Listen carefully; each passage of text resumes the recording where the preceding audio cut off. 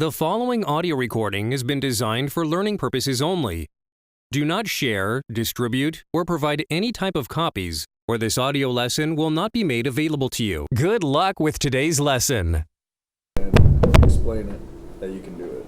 You better be correct. Yeah. If there is one thing out of place on a copy like that, I will fail you. Okay. Does that make sense? Yeah. Okay. I've been warning people about this all semester long. Have I not?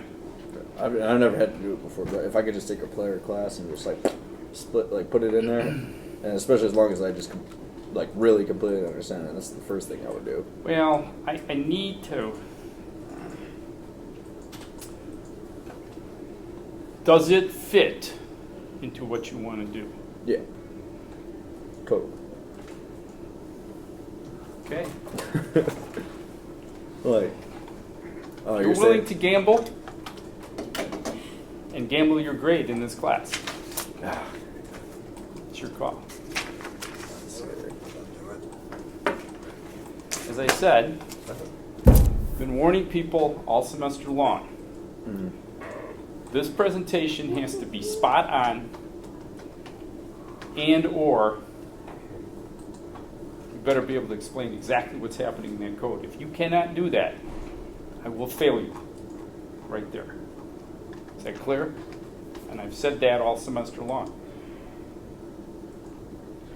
No questions, no comments, no nothing.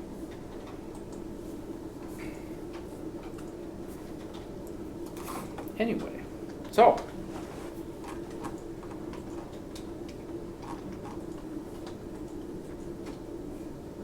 you can go ahead and do it. Okay. Folks, people don't hire you for what you could copy. Right. Does that make sense? Yeah. Not like you just copy and paste and leave it though. You know what I mean? That's like a whole different thing. The rest of the case. So, I ask again, how's the stuff going on the project? It seems classes gotten small very quickly.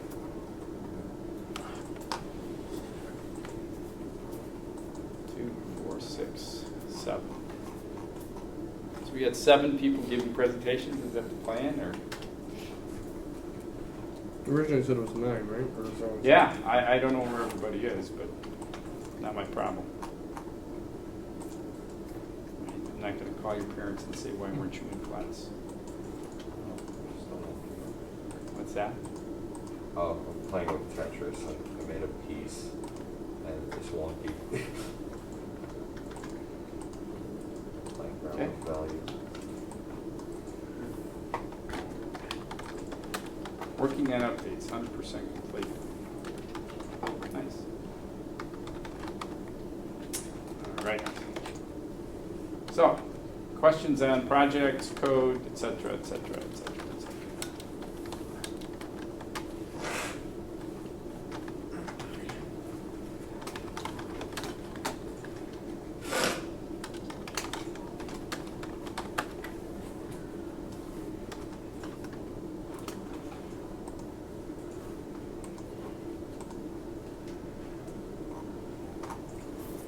Nobody has questions? Everybody's project is moving along. Just kind of thinking people might have a few questions when I walked in on their projects, like et cetera, et cetera. Nothing. It's good.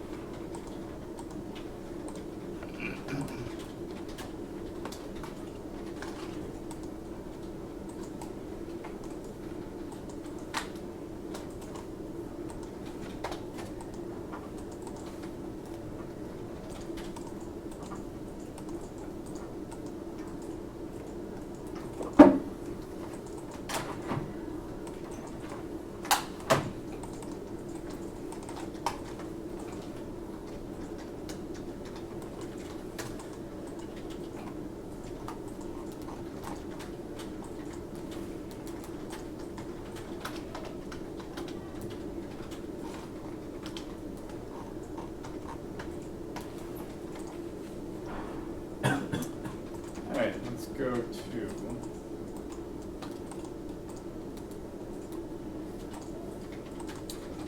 So you guys have all of next week to finish off, to work. No class. Next time I see you will be the week after Thanksgiving.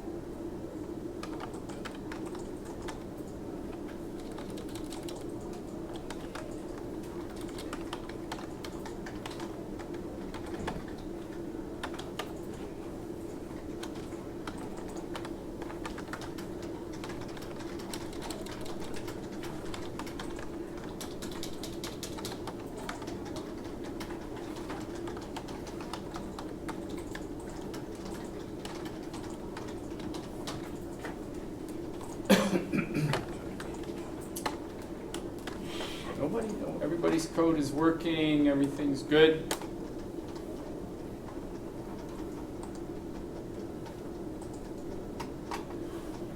Okay. Well, so did we talk about the homework assignment, about adding another piece, right? And you need skeleton, project 3 skeleton 1 is due this week as well, correct? Just want to make sure everybody's in tune.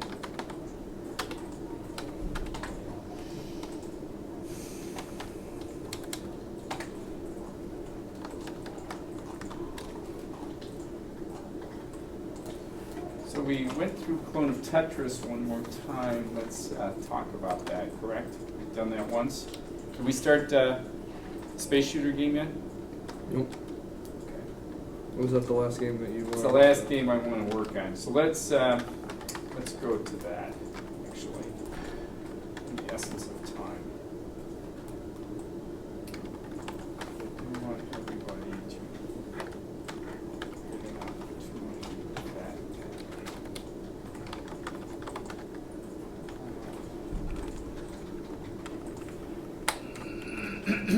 Here we go.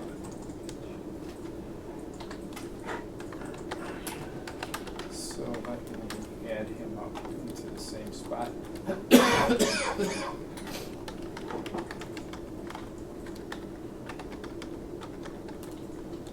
going to add him on.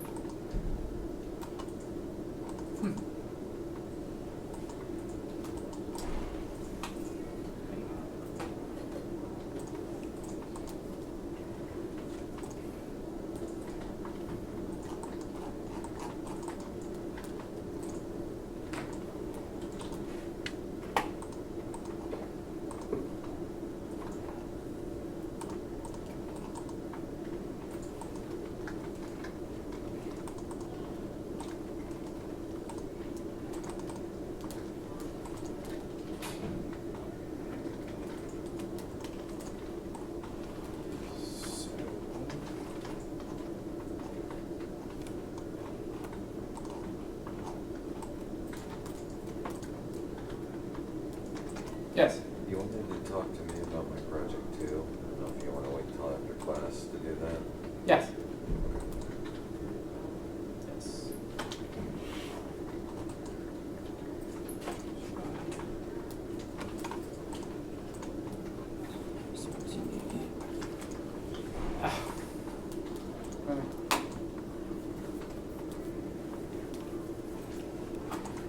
Okay, you should see something called Space Shooter out there right now. It's a brand new project. This is the third in the series, as they say. So let's take a look at this guy. It's a very nice implementation. So let's take a look at that. Very interesting code, and they've taken a completely different tack with regard to the framework. Again, a different kind of framework here. So let's take a look at that guy. Let's stay in there for a second. Get some water.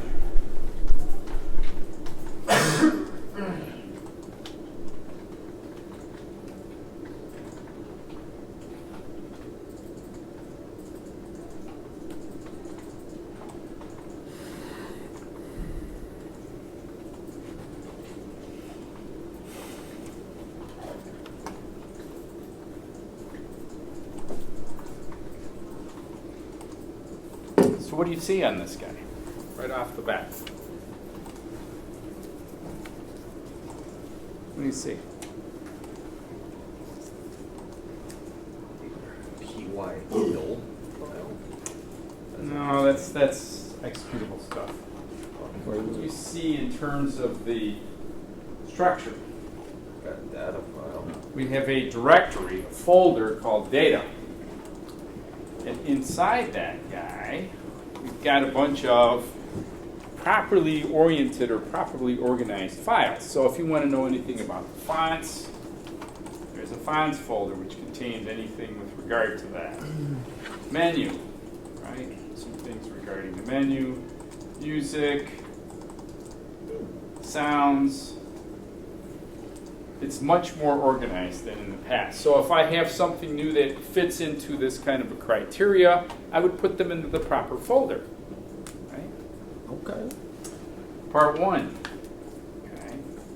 So from that perspective, we have something like that in place. And then there's this guy here, which is very interesting. If I can get it to open. Open Oh, up this paint. is all on these computers. Right. Better with paint for you. And what does this guy say? What is this? It's a UML diagram. What is a UML diagram? What is it? No idea. What is it? First of all, what's UML? What does that stand for? Nobody knows. It's called the Universal Modeling Language, right? Universal Modeling Language. So, what this actually says is I could hand this to somebody and they could write the code for this project based upon this. This is real documentation. Okay? So if you were in the business, you could theoretically see something like this, right? Somebody would walk up to you and say, here you go, write the code based upon this specification. Where each one of these would be what? Classes. Classes, but additionally, what does this tell you about what's in this code? Look at it. Got a bunch of updates. I'm sorry? Has a bunch of updates. Update, reset. Well, but more importantly, why is it like that? It's a game. They're sprites. Well, Well, sprite can I guys. make this bigger for you, so maybe you won't, maybe you'll see it a little more clearly. What are every one of those gray boxes? You already said they were classes, but additionally, what kind of classes? They are derived classes. And those derived classes, there's pygame.sprite.sprite. What is in the pygame.sprite.sprite? Members and methods. And Correct, but we have in this particular case, and we're following this design, what do we call these guys? Constructor. And an update method. This is standard operating procedure for game engines, right? And nobody's actually brought this up yet, but if you looked at the previous one, the Tetris model, we had that. If you looked at the tank shooter, we had that. And if you looked at the last version of what we were doing, Dodger, there was quite a bit of this update method in that code, right? That's standard procedure. So if you create a derived class or a class period in like Unity, you will get at least 3 methods. At least 2, generally you'll get 3. You'll get a start method, which is the constructor, an update method, right, which says every time you cycle through the game, I'm going to look at that method for your object if it is in existence at that time.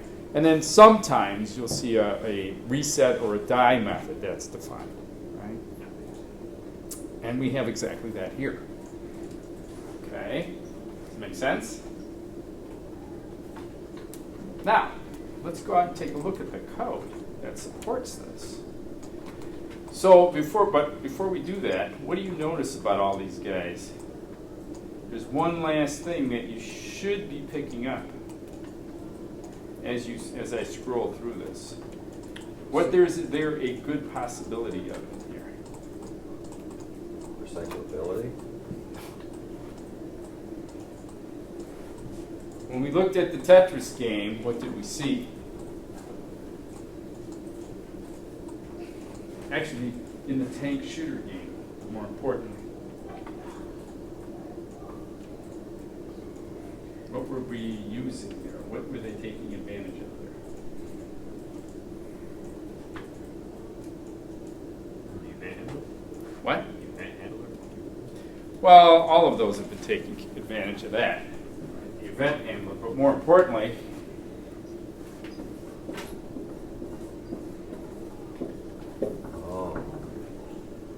right?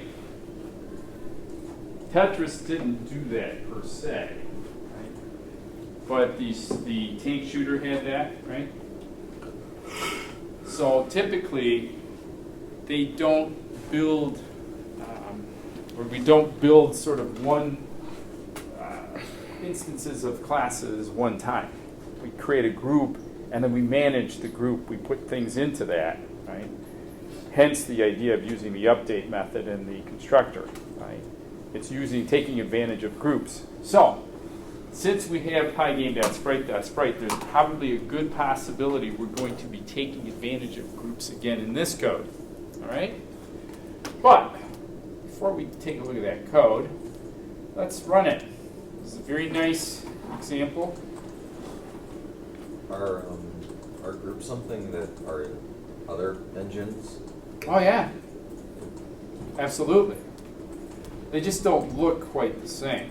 And group processing is pretty much the way things are done, right? Pretty much. So let's run this guy. This is another obnoxious set of music.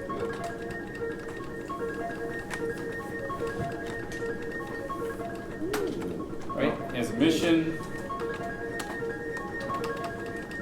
Has about. Right? It has, and obviously quit. If you hit quit, it'll quit the game, but I don't want to do that.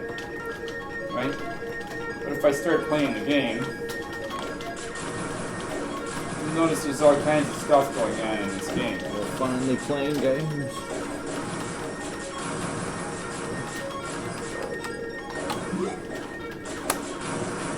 Right? We've got some interesting stuff going on. Multiple different things.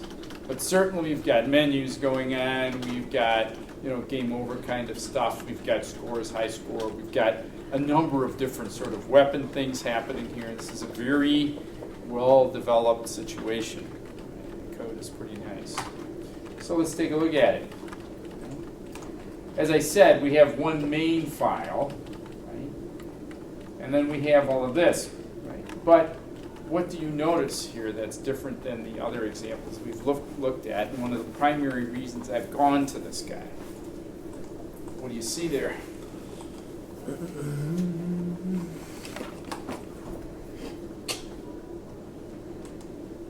What have we got going on?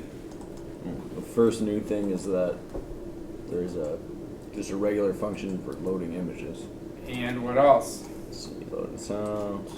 Regular function for loading sound. So now we don't have to concern ourselves, for example, with dealing with the mixer per se. We don't have to worry about the image component. Simply send the image, call the function, we're all set. Right? This takes care of the rest. Then it does the color key piece. What does the color key piece do for us? It chromas out a specific color in the image. It makes it transparent. I've worked in film. That's what we call it. Chrono now. Right? We eliminate that. Right? We're using the color key function. So, anyway, very nice, right? And of course, we have all of our class definitions, and as we already noticed, they're all derived classes. Many have updates. I mean, we saw in the tank shooter game, our constructor, no update, right? Tank sat, or the church sat still, so to speak, right? But let's go down to main, or what we think is main, down here, and take a look at what's happening. I think. What is this? Space menu, get down to my friend main. Just all the way down on the bottom. So, here's main. Right? So, first thing up is what? Calls the arena. Renders it out. Look up render plane.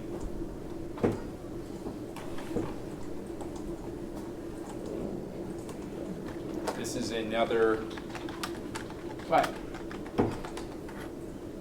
Sprite.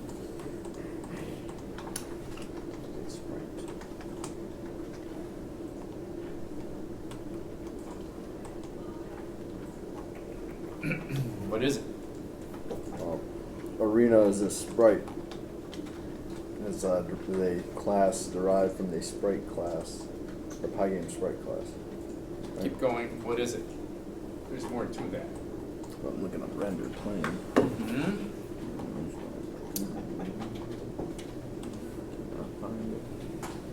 What does it say? Doesn't it say something about groups? Yeah, anybody find it? Yeah, I found it. Gotta go copy this or something.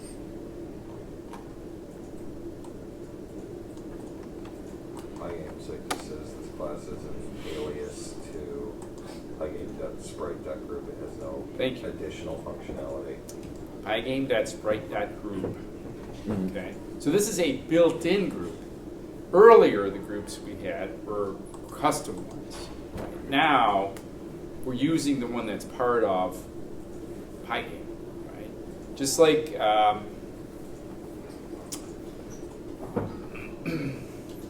the idea of using sprite.sprite, right? We're taking advantage of that. We're using what we want and leaving the rest behind. Does that make sense? We're doing the same thing here. Okay. And if you kind of scroll through this code, right, you'll see a few things with regard to this. Okay. So we create arena.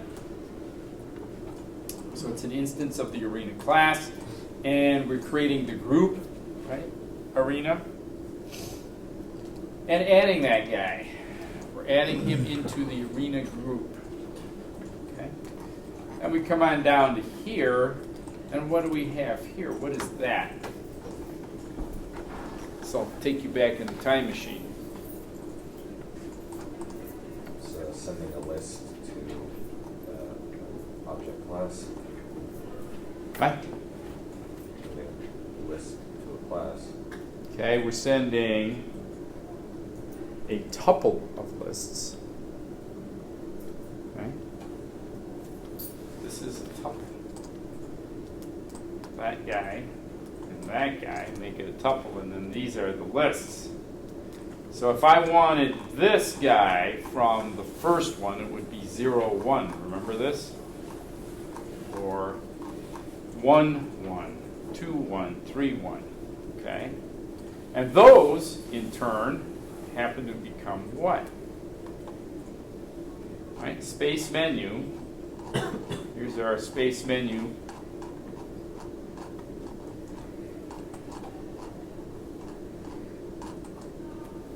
Class, right? And we're sending some stuff in, namely those options. That would be this guy right there. Right? We're sending that in, and then we're saying, right, give me those values, whatever they are. So for O in self.options, text equals O0, right? That's telling us that string, and that string represents one of the options. So it's either about or start or whatever. This is how they're making that happen. Okay. So it's picking out one option from that tuple that we sent in? Yes, just like we did long ago. I want item 01, which Is that would what be, the asterisk is doing? that's what this is being set with. Oh, cool. So when we call, when this line gets executed right here, not that one. Well, it does do it there too, but in a different sort of way.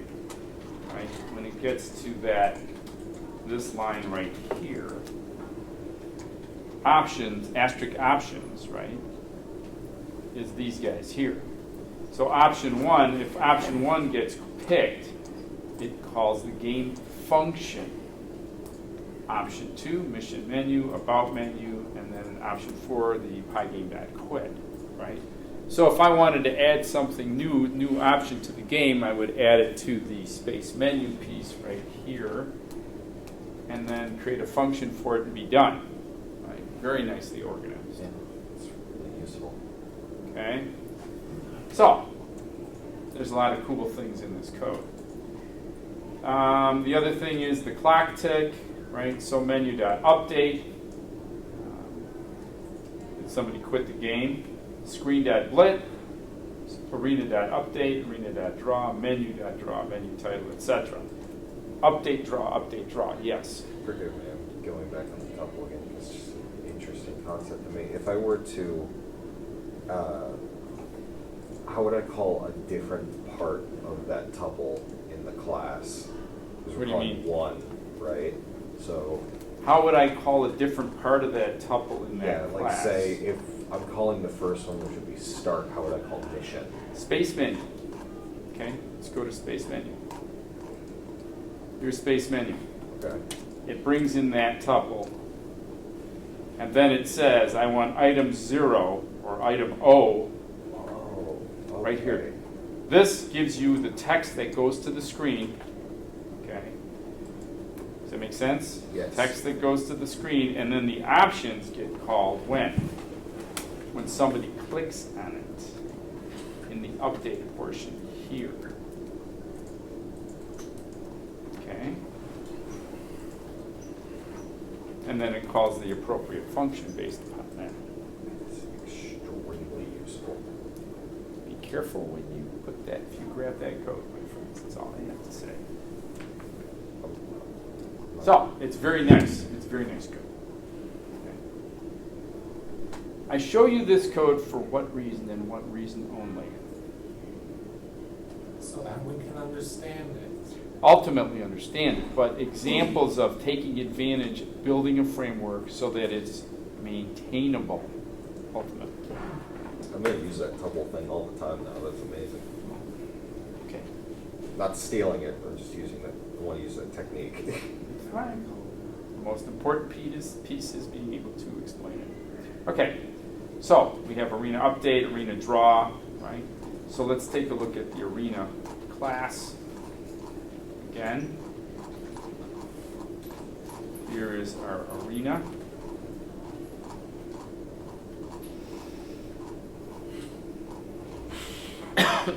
Actually, let's take a look at the options first, the option functions.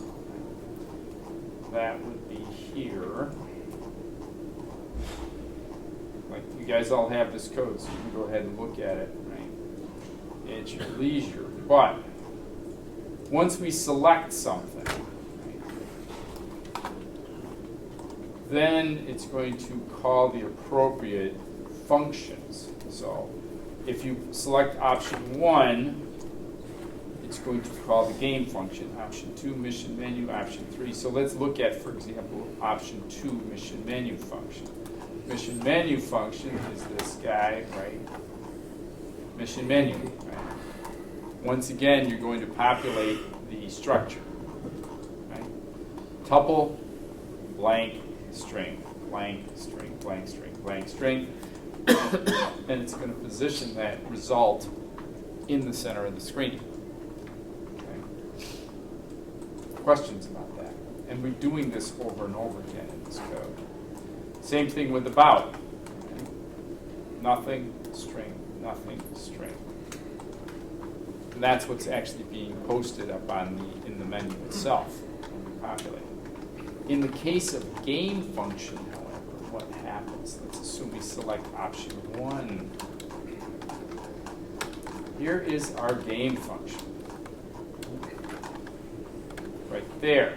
So what's happening? What goes on there?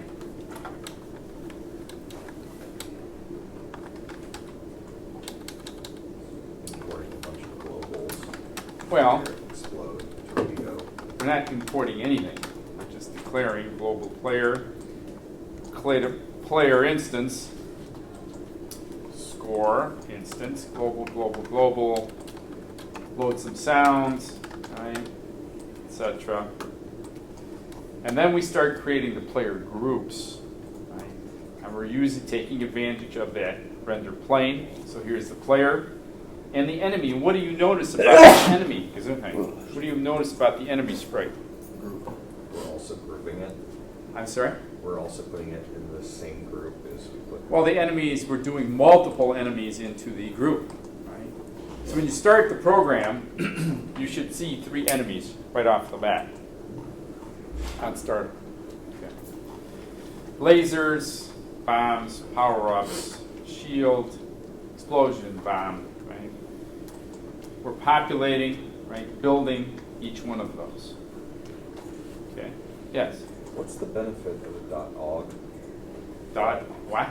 OGG for sound? That's just the file format that they're using. OGGs are pretty small. Oh, okay. Because I've seen that used before in games. It's like the only time I've seen OGGs used. They're very small if you look at the file size. Cool. So, score, game over. We have a separate game over class. Okay. And then we get into the whole business of managing the environment, right, in the big game loop here. Well, I'll keep going. Right. For event in pygame.event.get, as was already suggested, we're taking advantage of the event handler or the event process. That's part of Pygame, right? And they're using the key up, key down, escape key, etc. And then in the end, right, everything gets updated. Each of the groups is updated. Okay. And then we end up drawing those guys out to the screen, right? Checking to see how many bad people we have in our bad group, enemy sprites, how many shields, bombs, etc. And then we get into this guy here, which is, in my opinion, very cool. This is a very cool set of code right here. And I've sat back and often sort of debated the idea if I would have written a function to do this, as opposed to putting it in multiple times. And you could go either way on this guy, right? So what's happening in there? What are we doing?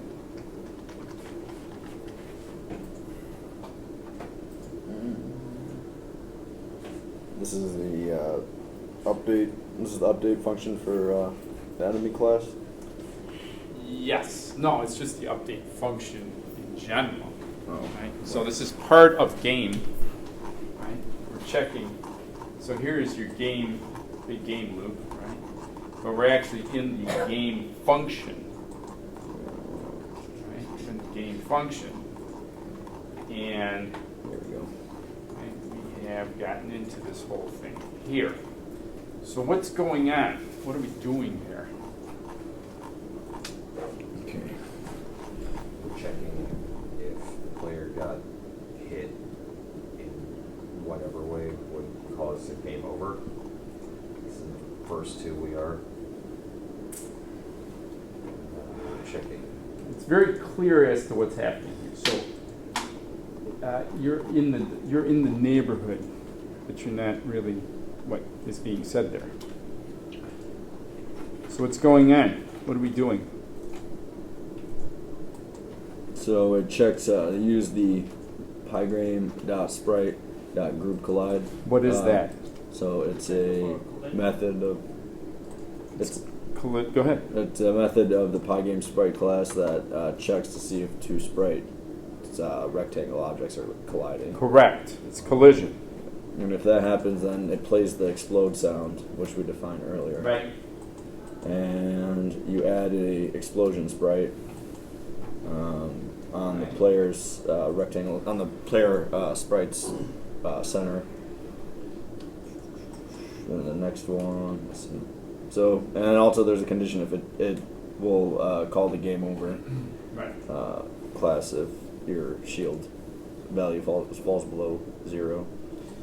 All right, so Or your we're score. taking advantage of the group collide method that's part of Pygame Sprite, right? Actually, Pygame Sprite dot Sprite, group collide, okay? And you'll notice that we're doing that 4 times.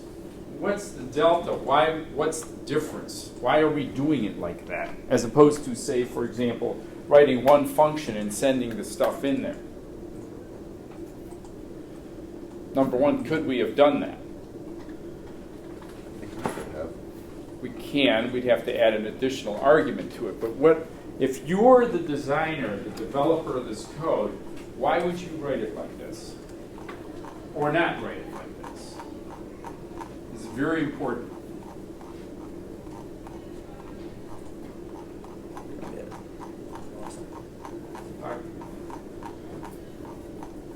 I mean, it's literally up there 4 times. Am I correct? I mean, I guess it'd be easier to identify where you're having a problem. Well, that's certainly part of it, right? If you wrote it But out. there's a more important concept at play here. Is It's it up there. It's written up there. what? So in the first case, we're checking to see if enemy lasers hit the player's ship. I want a certain response for that. Does that make sense? Then we're going to check to see if the enemy itself collides with the player, right? But are we checking individuals or how are we checking? Groups. Groups. Groups, my friends. This is a group process. Group collide. So I'm checking to see if group A is colliding with group B. Right? In the first case, it's all of the lasers. So how many lasers have we generated out of the enemy? And by the way, the enemy is randomly firing. So we're creating instances of those lasers, okay, into the group. And then we're looking at the player sprite itself. So again, we're checking to see if there's any kind of crossover in the collide sequence, right? We're doing box collision. Second one, same thing. We're just checking the ships, the enemy ships compared to the player. In this particular case, the response is the same in both cases, right? This piece right here, okay? We could differentiate it, right? We could say if it's this, I want this kind of an explosion. If it's that, I want that, whatever that might be now, right? Does it make sense? If I have these send these 2 groups into the same function, we would have a harder time of differentiating the response. The way it's sitting right now, on a laser explosion, I want to have some kind of weird something. Right? I could literally drop in there and make that change and not impact the other.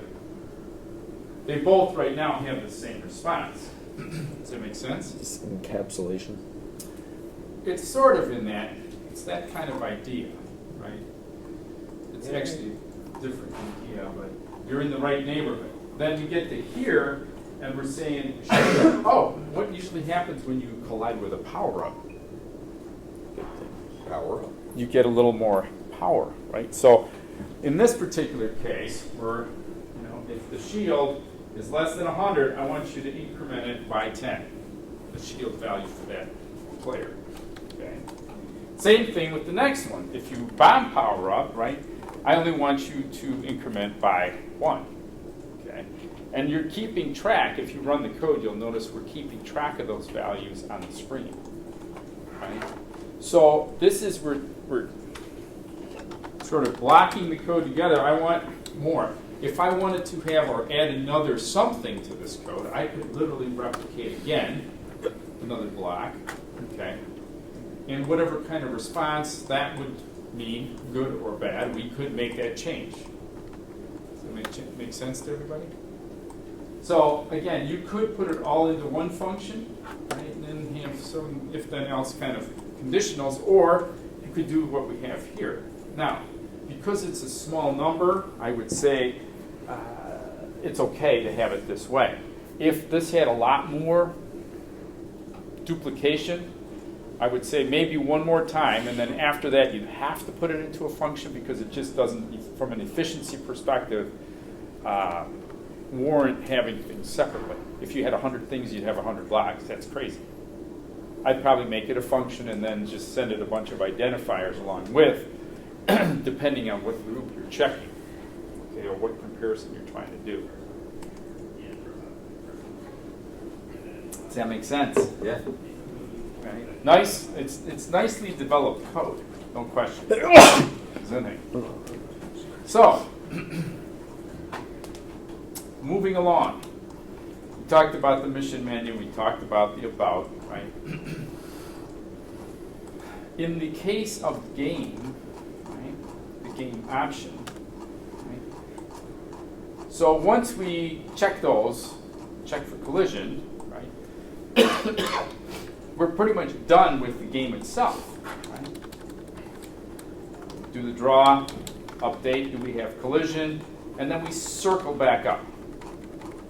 Right? The game continues to play as long as we say keep going. Right? If we get a collision of any kind, that's the end of the game automatically, which happens in these first two scenarios. So you get the game over, right, and game over, and then game over RESC, game over RESC. It doesn't matter. So let's look at the game over class. Right? We've got a game over class, REF, game over RESC. Right? What does the RESC stand for? I want to start over again. I want to return. Press escape to return. I want to reset my game. Okay? In the first case, it just says game over. Right? Not a bad plan. Not a bad plan. Right? But the minute we get that condition down here in the game function, right? If score is less than or equal to 0, those two, and remove the player. Where's the dot remove defined at? In the Pygame Sprite like base class. Let's take a look. Do you see remove anywhere? Oh, well, actually, no, it's a method of lists, like list objects, right? Dot remove, right? Yeah. But let's just validate to ourselves. I'm going into the player class. I see no dot remove. We're actually using the dot remove method that's part of the sprite player sprite class. Okay. Questions so far? And so if I wanted to add something new, I could look at this from two different perspectives. I could define a new class, right? Then add it to the appropriate group, whether it's the good guy or the bad guy, right? And then go ahead and the rest of my main should work, right? Or if it's something completely unique, right? I could go ahead and create a new group, add these new whatever it is to that group, and then execute from there. Right? The dot draw and then the dot update. Does that make sense?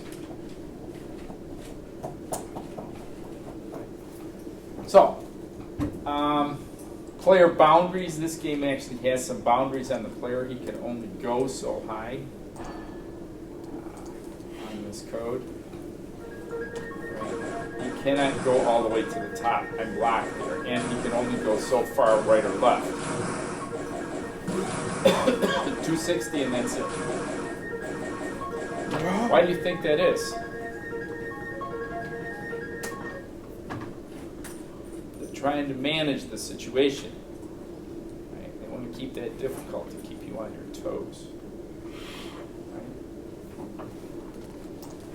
And you notice that here on the boundaries for the player draw.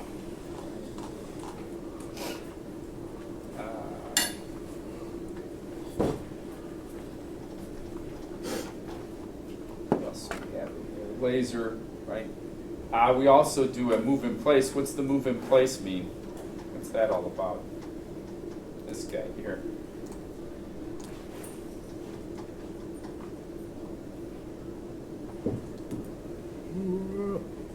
What's move IP mean?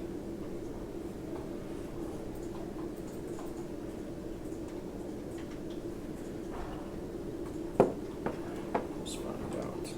Hmm? Let's find out.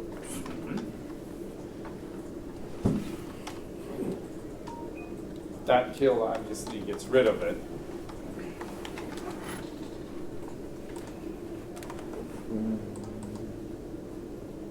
It moves the rectangle in place. So, yeah. Works the same as the move method, but operates in place. That's very vague.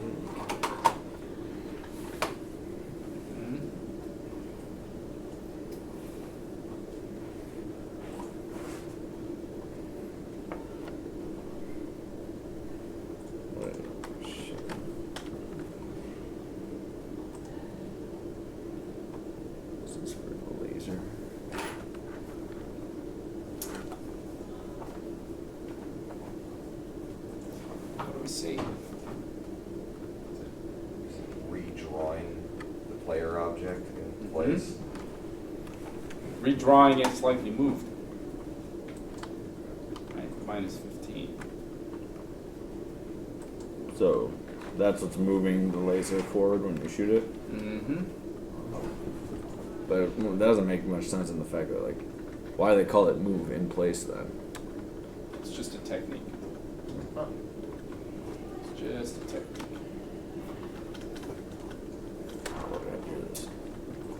And we're doing that with a lot of the weapons. Shield, update counter, self-death counter. But we're doing the update on the groups for those.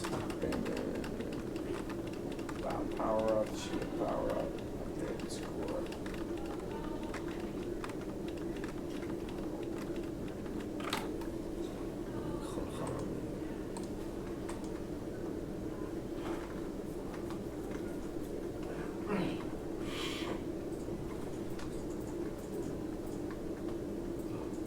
So is the move in place dictating, because when the object is still, the laser fires upward, is the move in place with the negative 15 controlling when it goes like that, when you're moving? No? It's wherever it launches from, it doesn't move in the X direction, it only moves in the Y. Or I should say in the up direction. It moves in the up direction. It's just 4 values. Remember, what are we still doing here? Let me bring it to your attention. Okay. Doing dot draws. Right? So what does the dot draw do for you? Draws an object on the screen. See if there's a dot draw method in here. Is it anywhere? Probably not. From sprite.sprite. So go out and take a look at sprite.sprite.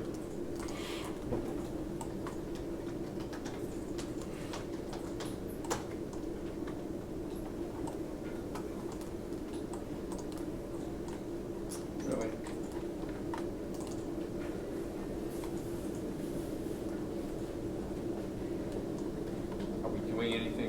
together here?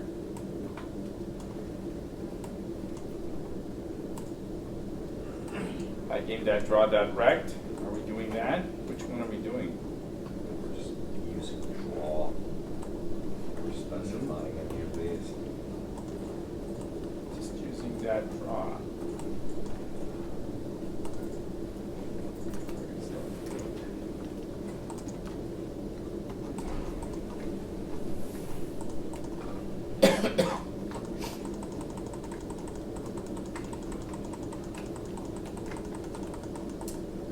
So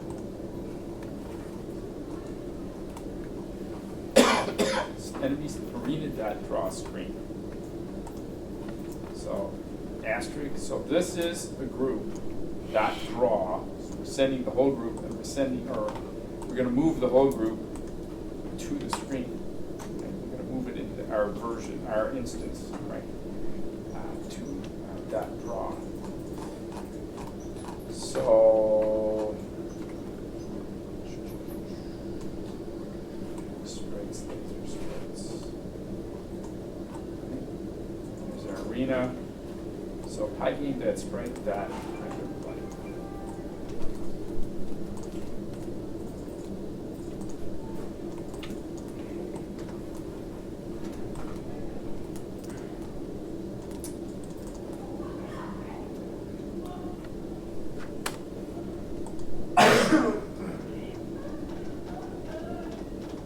Where is our stuff in?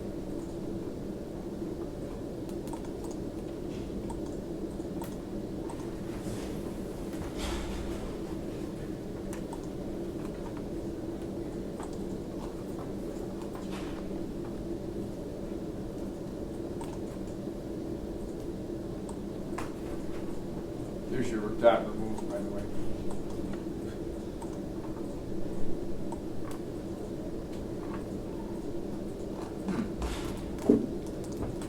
Where is my...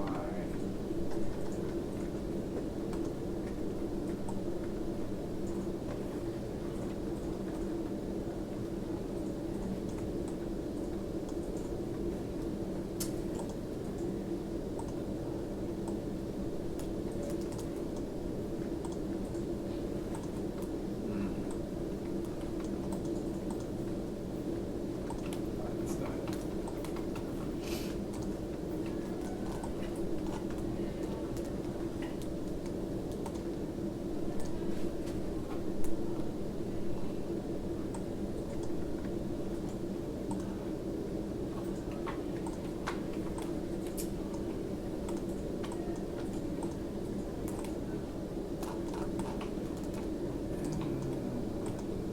PyGame, that's right, that render plane.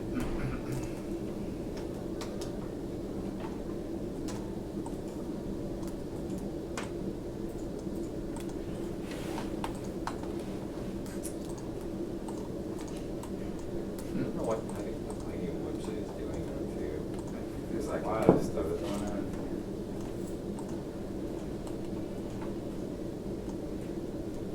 Well, I'll tell you what's happening. This is saying render plane the dot draw for this group, which happens to be the arena. So if we go down here, we do an update for all members, then we do a draw for all members of the arena to the screen. So group, PyGame group dot draw. Let's see if that helps our searching.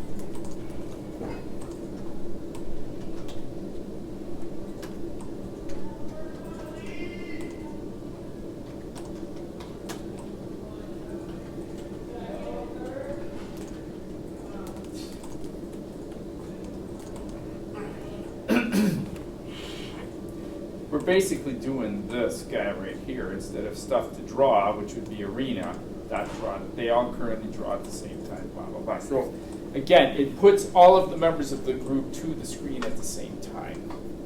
Okay. Does that make sense?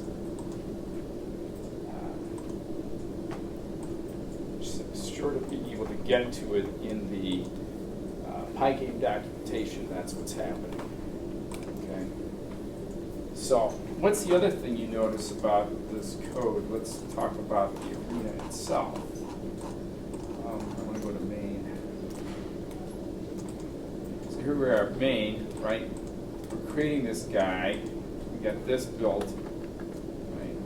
Title, settings, clock, right? For E, if we clicked on anything, but we're doing a arena update.draw. So each time on the update for arena, for example, what happens? Let's go to our arena class.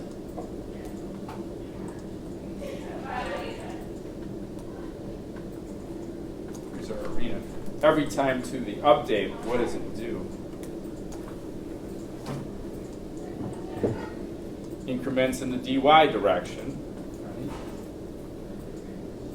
And then it does that check for the bottom. So as long as bottom is greater than 1200, or the minute the bottom gets greater than 1200, what happens? What do we do? We call a reset, and the reset does an immediate subtraction of 600 from that size. It starts back at the top, going down, hits the 12, boom, back to the top. That's how you see it moving literally on the screen continuously. Make sense? That's how it makes the everything move. Appear to move. Okay. Are there any other things that are sort of out of the ordinary? This is checking the height and the width of the player movement. This is moving the laser up from the bottom, minus 15 each time. Minus 5 on the bottom. Enemy lasers, so these guys would be shooting down, and they're incrementing by 15 each time, 15 pixels. Enemy, we're stalling out on the fire rate, right, to make it look good, okay, as opposed to an entire stream of bullets. Checking for collision in the terms of the enemy. Shield, bomb explosion, power up, update, shield power up. Score. Let's talk about the score for a second, right? So we create an instance of score, which I don't really see where the score is being adjusted. Did anybody see that? Where is score being adjusted?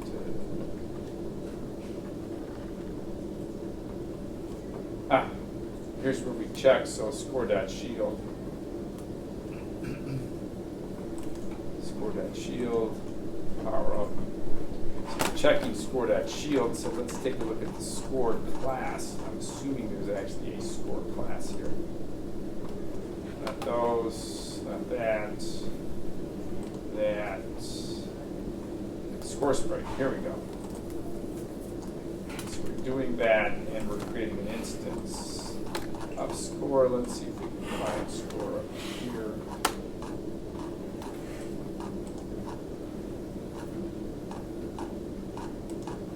Anybody see score defined anywhere? It's on 313. It's on what? Line 313. Line 313.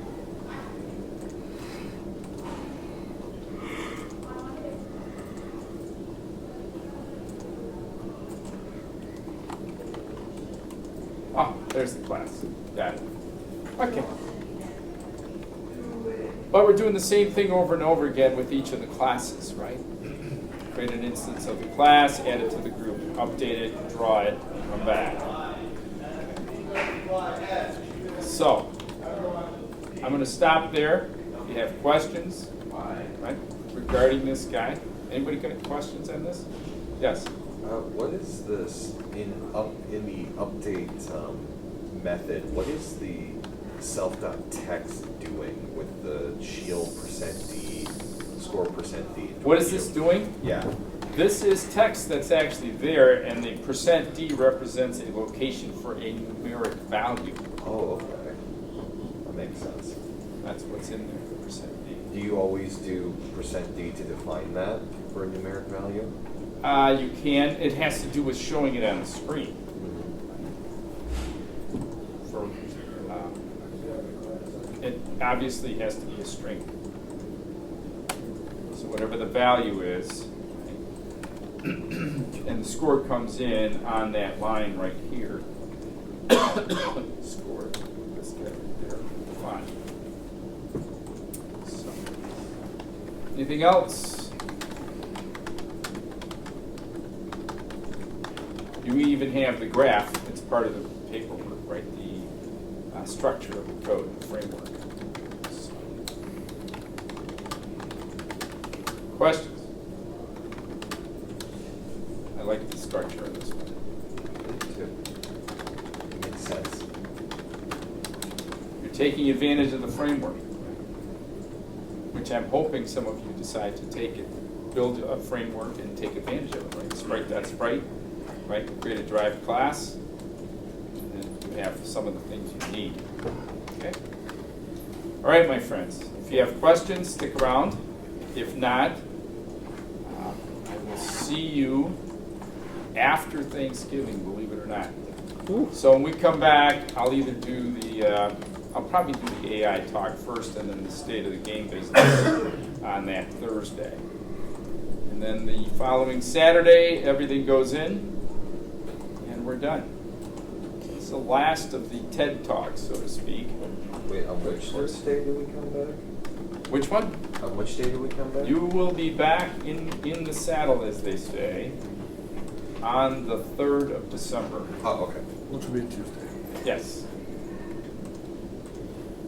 School starts for you back on the 2nd, actually, if you have a Monday class, right?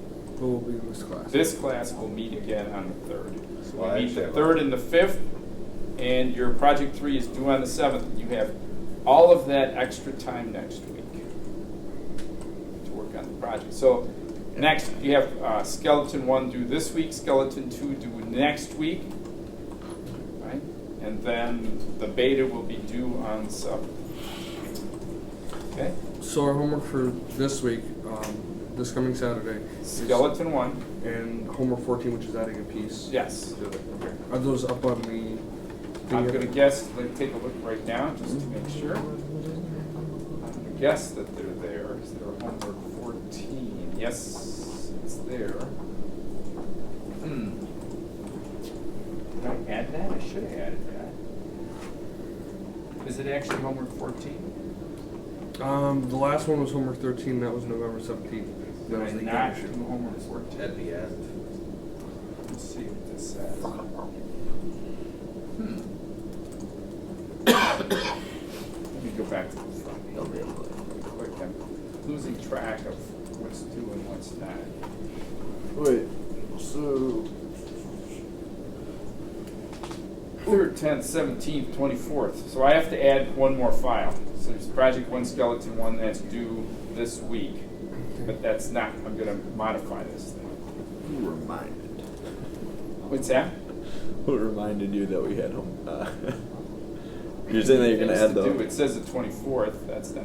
That's correct.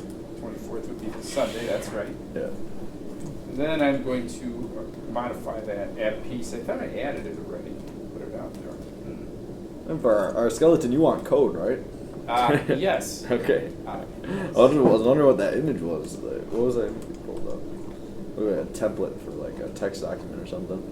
No, I put that up there as a reminder. Here are all the things This is all the things have you need in it. Oh, For okay. the first skeleton? Yeah. for Project 3. Yes.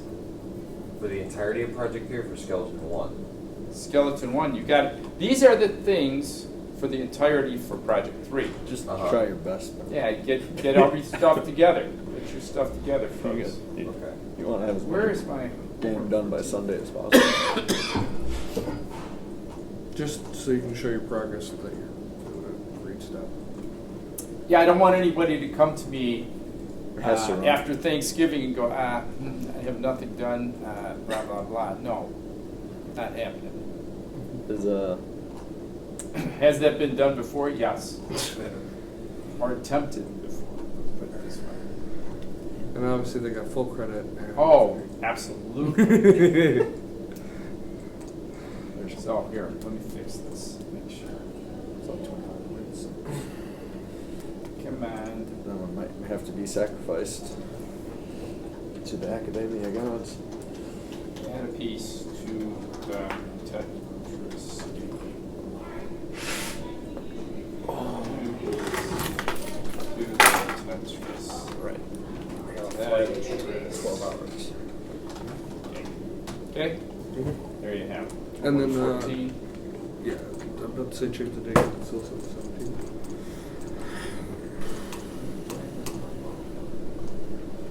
That will be the 24th. Cool.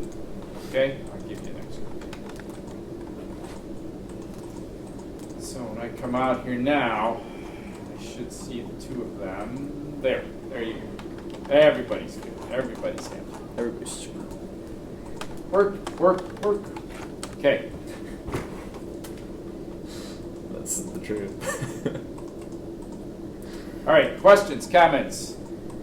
Apologize for being late, but my doctor demanded I get there if I wanted to see him. He's leaving. So. Anyway, see you all. If you have questions, stick around. See you all after Thanksgiving. Have a nice Thanksgiving. Don't eat too much turkey. Tryptophan is not good for work. It has a tendency to make you sleepy. Good luck with today's lesson.